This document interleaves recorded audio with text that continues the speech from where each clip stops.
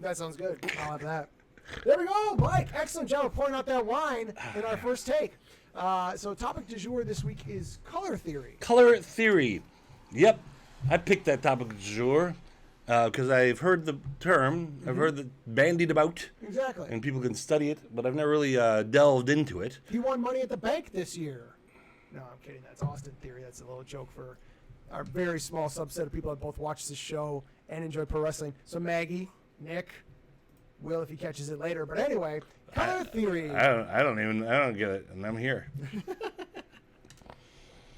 Sounds like color theory. All right.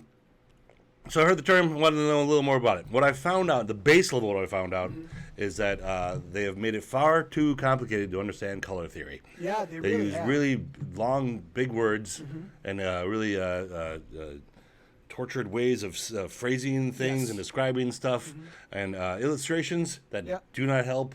Some did, but some did not.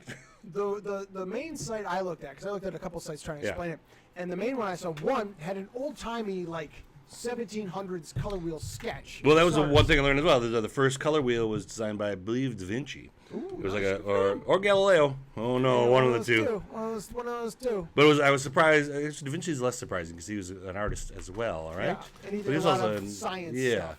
but I think it might have been Galileo. Oh, well, which would also make sense because he did a lot of stuff with Light. stars and lights and things. Yeah. So that would make sense. And he's like, no, the way the light hits and does this and that is very appealing to you.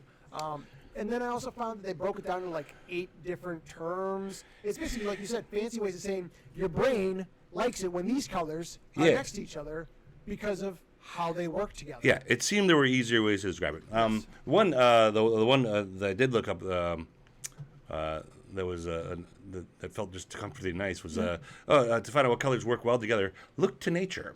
What does nature do?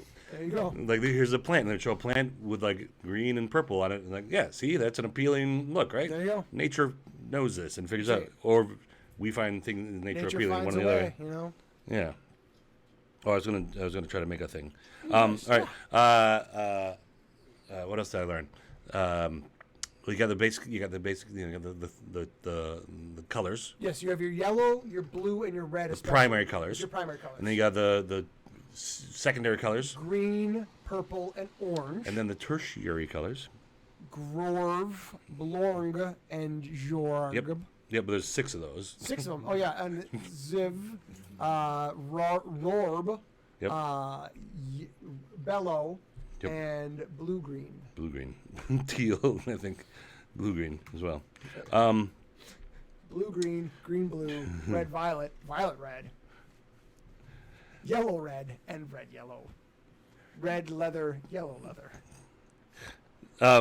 And so then, and upon the color wheel, this is where the wheel comes in handy. Yes. Then is that things on the opposite side of the wheel are complementary colors to whatever color you start with. Yeah. All right. So in one of the little charts there, it showed me the wheel, and then it had a little line around this and a little one this way. But then the colors immediately to the left and right on the wheel also work nicely together. Yes. When you're composing stuff. One of the things I saw was called gradient, I want to say, where it's basically you can go up to 4 degrees, if you will, off of your main color, either direction, and that will still be appealing to the eye. So you can work, if you took, say, green, you can work off of a dark forest green, and you can work all the way up to a bright lime green, and all of that together, as long as it said, you always have to be careful, though, with your balance between warm and soft colors. Yes. That will throw people off. If you use too many soft colors, your warm colors will feel weird, and vice versa.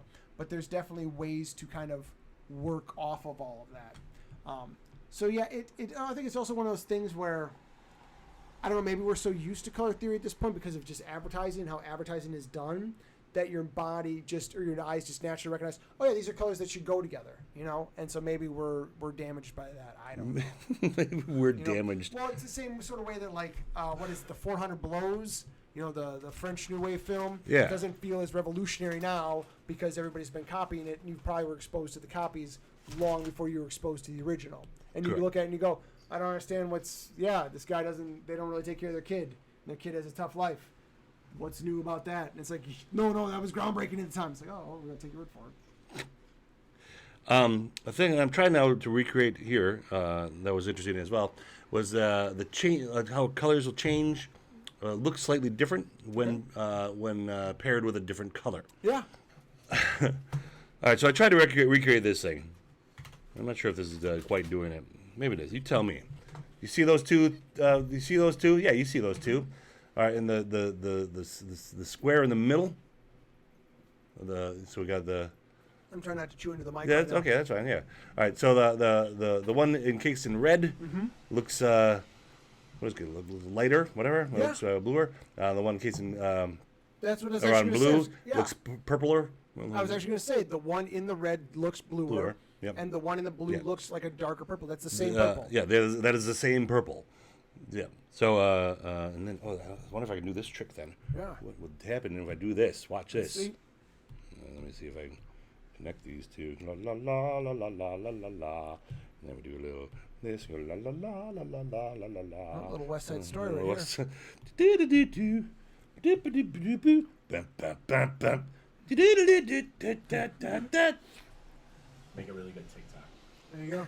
Oh yeah, it really would. Yeah, you get some popular song. You get like Lady Gaga's Bloody Mary. Over the So top now of it. I don't know how it looks to you.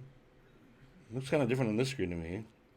I can see that actually. Yeah, I can see it more so on your screen, but I do see it even here on the screen being shared. It's like It a definitely fade one from does another. Or? Start to kind of change from a more purple to a more blue. Yeah. Despite the fact it's the same color the whole way. But I mean, that's a little more than it's just an optical illusion. But what is an optical? What is art but optical illusions? That's very true. Matt? Well, and I think the biggest thing about this, where a lot of the theory comes in, is in the case, of like, well, not only art but also in the case of like marketing. And so marketing yes. companies figure out, okay, these are the colors that go together well. And these are the colors that will get you to think of nature, or Yeah. they'll think to get you to think of home, or they'll think you get of excitement or I adventure. had heard that orange makes you either hungry or aware of hunger. Oh, really? And that's why a lot of fast food restaurants have orange or red and yellow themes, Oh, that makes a lot like of sense. McDonald's actually, and Hardee's and Burger King. Yeah. Yeah. I also remember reading somewhere that, and now I can't remember. Not so much Taco Bell. Taco Bell is Taco Bell knows that you're coming there anyway. Taco Bell knows that by the time you come to Taco Bell, you're not worried about colors anymore. You're like, can I say taco and get a taco in my belly very quickly? is that all that's on the screen, or is that in the middle of us? It's in the middle of you. It's Okay. right underneath you. Actually, Oh yeah, what? What, are- Matt? now I've completely lost. Oh, I was gonna say, I remember reading somewhere like, I think it's yellow is a terrible color for your bedroom, or red, one of those brighter, more active colors, because they're like, it will really actually like keep you awake. Because Oh, sure. It's too bright of a Yeah, yeah. color. So you need to use a more muted version of it if you do want to do that. Yeah, I do. I got purple in my Oh, bedroom nice. for that reason, It's a nice to be color, yeah, a it's a calm, color, right? soothing Yeah. color. Then this is on if you use any sort of digital thing. Yeah. These are a standard thing. Is the color wheel that then you can move your little circle around there, and then there's a you can do harmony. Oh, you can do harmony. Look at this wheel. Look at that wheel. And you move it around, and it gives you the Oh, it's the, built in. the complementary color on the other side. That's and really then what you were talking about was gradient. Yeah. Like, so lighter. Yep. Lighter to darker. Oh, fun. And then you can go all the way dark. You can go super dark. Nice. Oh yeah. So there are. So the digital tools are utilizing color theory, and if you need the tool that you can then easily like move around there and pick, and then you can pick slightly off of it or whatever. Yeah. Versus the old days, you'd have to know the color. So maybe you don't need to know color theory as much. Do you need to know as much? I don't think we need to know as I much. feel like you should still know a little bit because We this should is know a little actually in the year plus of episodes we've done. This is the first time we've brought up the color wheel, so I think it still would True. be useful for that sort of thing. I also think it'd be interesting. I think it's one of those things where when you know about it, you can then work against it as well and try to deliberately work against the colors that match up and see what sort of, I don't know if it's emotions, but maybe emotions that it invokes Yeah. by if you're like purple and orange. Okay, what does that do? Because that's probably not really a compliment because I think it's too far off of purple to be a matching color. Yeah. But again, I'm no Galileo, so what I do ain't no Galileo. I'm not gonna be able to design your helicopter. That's Da Vinci too. That was- It's Look. not even Da Vinci. Welcome to our cult. That was Da Vinci, aka I ain't no Galileo. Ain't no Galileo. I feel like there's a way to do this where you can. I don't know what these. I'm not using this properly yet. That's right. This cup Learning as we go. thing. Yeah. I'm learning right now. Yeah. All right. I don't want to learn right now though. Okay. But yeah, so we hope you're enjoying our conversation about color theory. If you've got, if you've got some time, all you really need is a box of crayons, even if you don't have an iPad and iProcreate.